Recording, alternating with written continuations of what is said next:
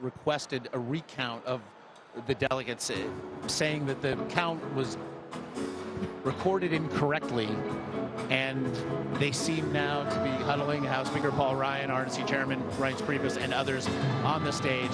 And the easy listening band would suggest that they've got some discussion. Well, I think they're Bob. trying to recount the Alaska vote. Yeah. Surely they're not asking for a recount of the entire. No, I think it's the state delegation. Bob, while I do have a chance, I was asking you about Paul Ryan, a man who has not been afraid to critique and criticize, who is now the official nominee, even after he lent his endorsement. A man in Paul Ryan, many wondered how he could possibly stand on that stage if he didn't endorse Donald Trump. He has walked a tightrope from then to now. Well, I think basically, I mean, has he flat out said, I endorse Donald Trump, or has he just said, I support the ticket? He had to be dragged to it, but yes, he has. I want to say essentially he did it in 2 or 3 parts. But yes, it is.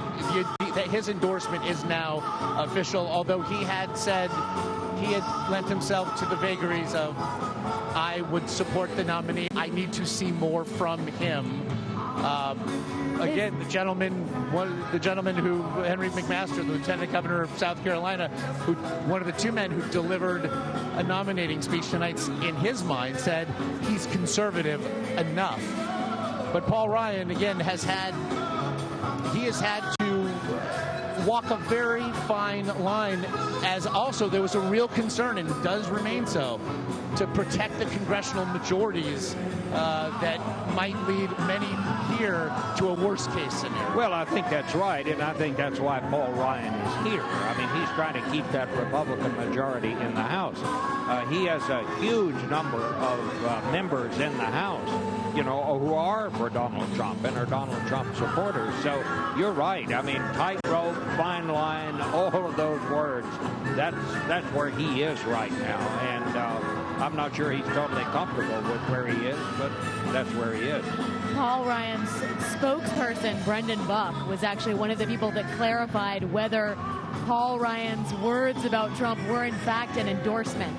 This is the least full-throated endorsement I think you can give in American politics. You had to lean You well literally had to get clarification from the spokesperson. Was that an endorsement? I would also say, you know, Bob, we were talking about the levels of endorsement here.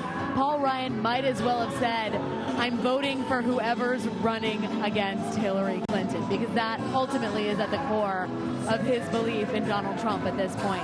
He's made every effort to distance himself and show the country that the Republican Party, his Republican Party, is made of different stuff than what we're seeing from the Trump campaign. He will also be speaking along with the Senate Majority Leader tonight, Mitch McConnell. What do you expect to hear from Paul Ryan? It's been thought that perhaps he will now take the discourse beyond the campaign fringe, perhaps, that we've.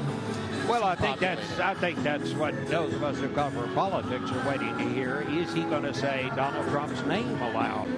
Number one.